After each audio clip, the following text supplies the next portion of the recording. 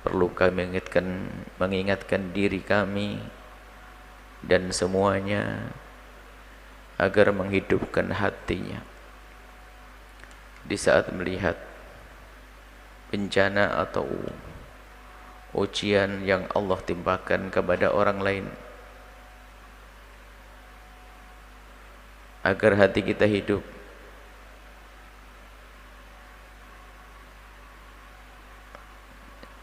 Jangan sampai di saat ada ujian atau cobaan atau musibah yang menimpa seorang muslim, seorang mukmin, akan tapi hati kita biasa-biasa saja, karena tidak ada rasa terenyuh di dalam hati, tidak merasa ikut merasakan kesedihan. Itu tanda kemunafikan. Karena tanda iman yang sesungguhnya itu ada makna cinta di dalam hati. La yu'minu ahadukum hatta yuhibba li akhihi ma yuhibbu li nafsihi. Tidak sempurna iman kalian, salah satu dari kalian semuanya itu, kecuali kalian sudah mencintai untuk orang lain seperti mencintai untuk diri kalian sendiri. Begitu sebaliknya, jika engkau tidak senang hal tersebut menimpa kalian, maka kalian pun tidak ingin jika sesuatu tersebut menimpa saudara kalian. Begitu makna hadis. Palestina, saudara-saudari kita yang Masya Allah saat ini terus mendapatkan ujian-ujian dari Allah, akan tapi ujian zahir, batinnya akan terangkat derajat mereka. Rasa takut yang mereka rasakan tidak cuma-cuma, ada nilai di hadapan Allah. Apalagi darah yang telah ditumpahkan, mati syahid membela agama. Mereka adalah orang-orang yang mati mulia. Akan tapi bagaimana keadaan kita? Kita jangan hanya sekedar menjadi orang yang senang membawa berita. Kadang hati sudah tidak hidup kalau mendengar berita pembantaian atau berita tentang satu kejadian yang sadis di Palestina. Mungkin seorang katanya muslim melihat gambar berita tentang kejadian di Palestina, bukan sedih, bukan panjatan doa, akan tapi dia malah menunjukkan bahwasanya, oh aku punya gambar lebih serem lagi, nih dia. Hanya begitu saja. Khawatir kita ini sudah terbiasa dengan tontonan-tontonan semacam itu yang menjadikan hati kita mati, tidak pernah merasa sedih dengan kejadian yang ada di negeri itu.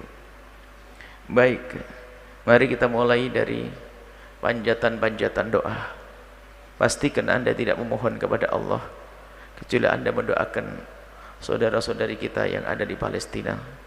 Semoga Allah memberikan ketenangan di batin mereka, kekuatan di hati mereka, kekuatan di fisik mereka, kekuatan di iman mereka. Yang telah meninggal, semoga Allah angkat derajat mereka mati syahid. Paling tidak kita menghadirkan dalam panjatan-panjatan doa sebelum Anda bicara tentang donasi yang Anda berikan. Akan tapi harus dimulai dari hati. Kalau hati Anda serius, tentu Anda begitu mudah untuk mengeluarkan sesuatu dari kocek Anda. Akan tapi jika tidak ada dasar cinta sebanyak ini, amat berat kalau kita untuk mengeluarkan sesuatu untuk bantu mereka. Siang malam mereka dalam ketakutan, sehingga mereka tuh jika hendak tidur itu yang mereka terlintas di benak mereka, belum tentu besok itu kita bangun, karena bisa jadi di malam ini ada serangan lalu menjadikan kita terbunuh. Jiwa besar, itulah keadaan yang ada di sana. Maka ayo setiap kali sholat, setiap kali memohon kepada Allah, lintaskan panjatan doa untuk mereka yang sebetulnya hal seperti ini untuk menghidupkan hati kita sendiri. Na'udzubillah hati kita mati. Kalau hati mati, hati mati itu tidak akan bisa menjadi baik. Dan tanda hati hidup ya seperti itu. Melihat saudara kita terbantai, dibantai, mendapatkan musibah, kita ada sedih, maka itu tanda iman di dalam hati kita. Dan tanyakan kepada diri Anda sendiri. Kami tidak bertanya tentang berapa yang Anda berikan, bantuan apa yang Anda berikan, uang, harta.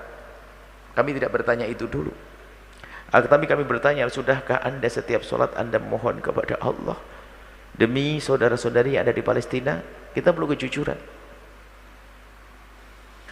Mereka dalam keadaan ketakutan, tapi mereka tidak pernah takut. Mereka dalam keadaan menakutkan, bukan ketakutan. Mereka dalam keadaan menakutkan, tapi mereka tidak pernah takut. Karena di mata mereka adalah surga, di mata mereka adalah kemuliaan. Lalu kita bagaimana? Paling tidak kita punya hati deh, sambung kepada mereka dengan harapan dengan sambung hati ini kita juga akan dimuliakan di sini, sehingga negeri kita akan tentram. Apa nunggu diuji oleh Allah dengan bencana seperti itu? Tentu tidak, kita tidak menghendaki itu.